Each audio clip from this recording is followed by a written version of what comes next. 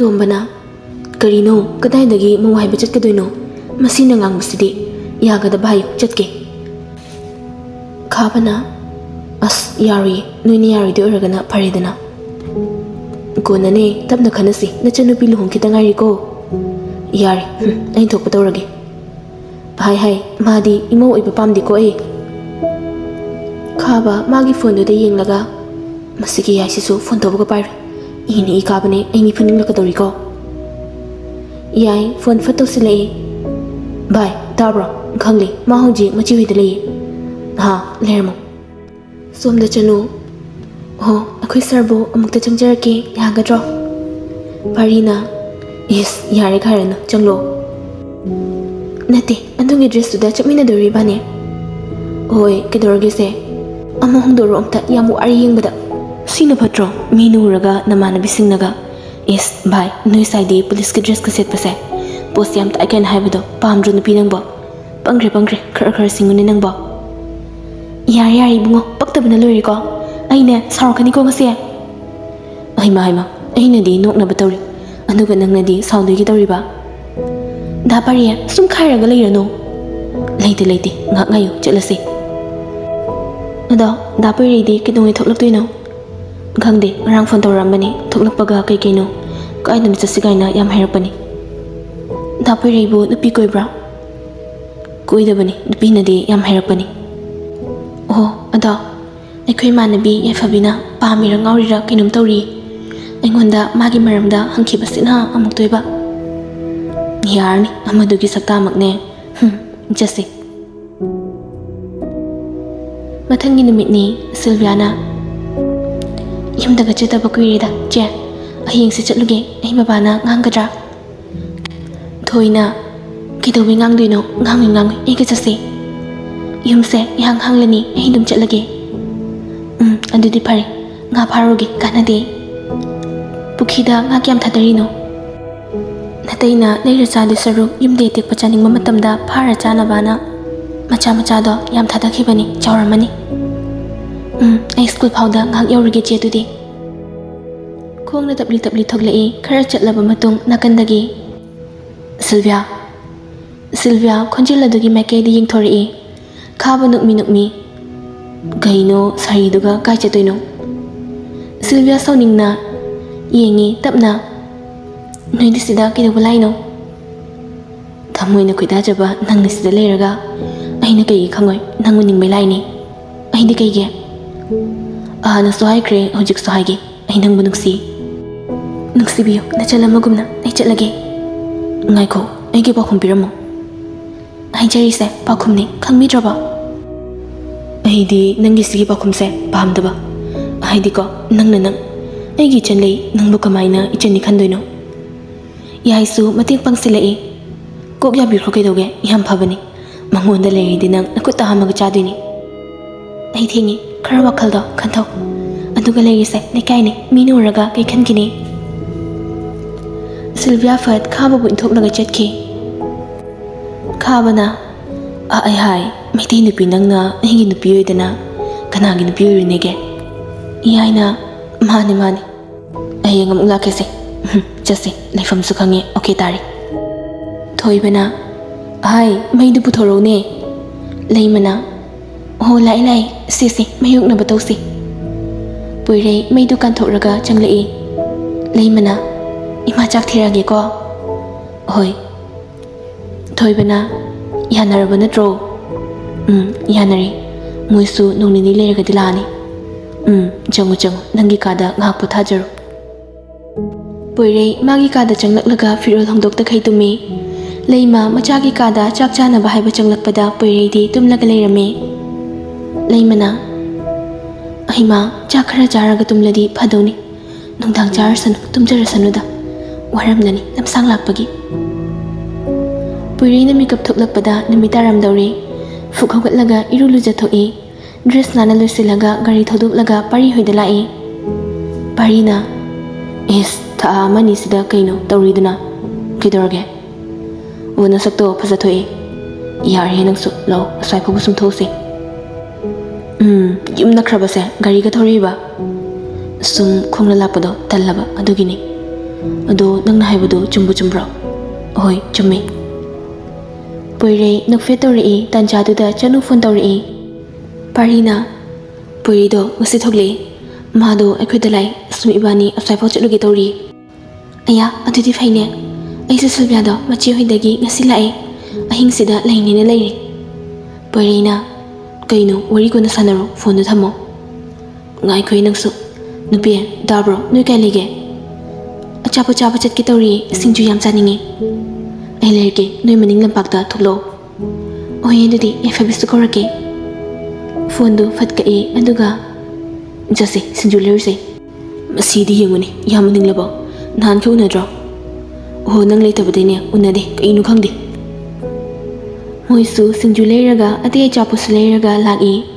Yaifabidi amuk toiba puri su yawi haibadagi maki semdana thogaga ngairi makhoi pula fammaga pari hoilak pangairi ngahaki matung pari hoilak tuna pula fammi poire Sebha da haifet yenglaga wakhalda kaino nuksiba mai thongsiba ma hek ubaga sor honi fakawri Yaifabina amti yenglakjise kaigino konadunu mana phalap yengisiba parina kaino noi humna singju gamta chadradi akhoi nupa ibani di ikaibam yauri ko chanuna adune yam lemi Yaifabina chai nusu dapuri se chasilo Yaifabidi poiregi manaktaga famjilaga amuk toiba loire poire heinadabana ma pari romda sumchaksilaga fammi pari khangi poire heinadra haiba aduna parina poire kutsem thamgi isingse ketairo somda poire su Yaifabi heinadabana Fukhogalaga parina hogalaga thokiba dumda thoglai parina hinadraba ngangnina tali yam hengo Yaifabina nang pam habani chanuda yari oningbam yauri lao piman khrarani poire Sebha gi nakanda phamchili he Sebha ichamchamna nukfe tori poire di adu ubada pungaw khai Sebha da yengi Sebha poire na ihana ukhiba duna thamoida kaigumba khara fawkhrabani Yaifabidi adu uraga sauningna mitfaini yenglai poirena Sebha da yengmadu uraga moingak uri saraga halamdai duda poirena Sebha da yenglaga poirena lana logadra nangi phone number do amta piro nasani yaningradi piranuda Yaifabi mangonda oirabagum airo yahaye poire Yaifabi da yenglaga abimda haibani pariga chanugadi nukmi yengduna lay Yaifabi ikaibaga khangdabi fathaire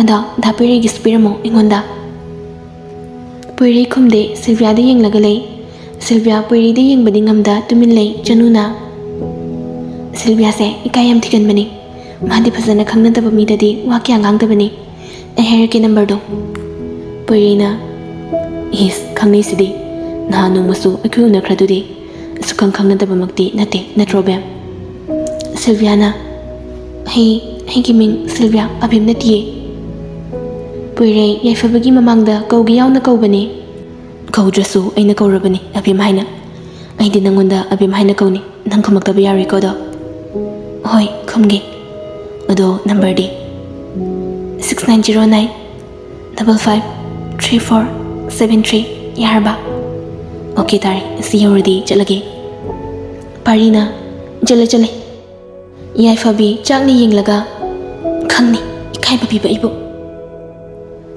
ahum dusu yumda lai pari ho helakpe lambi dani parina kaino nang dori dabo phone number ga loduna pamiraba adui natida mo Yaifabi haibra kaino ado yam yekningraba mai mangda sum number da lawgi da lobani khangida aina pami haibasu pamde haibasu khakbi sananina khakni nangde Yarise pungsu thengboidri macham ta parise aidi yajareko pairege is yare nong phadopu nangi ibani nangsida nang yadradi itomta ta leiso thau kaino ai thaktrasu kai kaino char loire hoise yam lapnadi chatkumse asida natro somda yum hek yobaga Yaifabi sauna ai bikai babi baga chapmanakre Sebha nangni yetpase yelida mamangda malembasu nangna munki aduga hujikna poireidamo Yaifabina malembu nungsijaki aduga malemga Sebha ga khangnaki Poiraibusu yaifabina pamjai Sylviadi karim khangjade.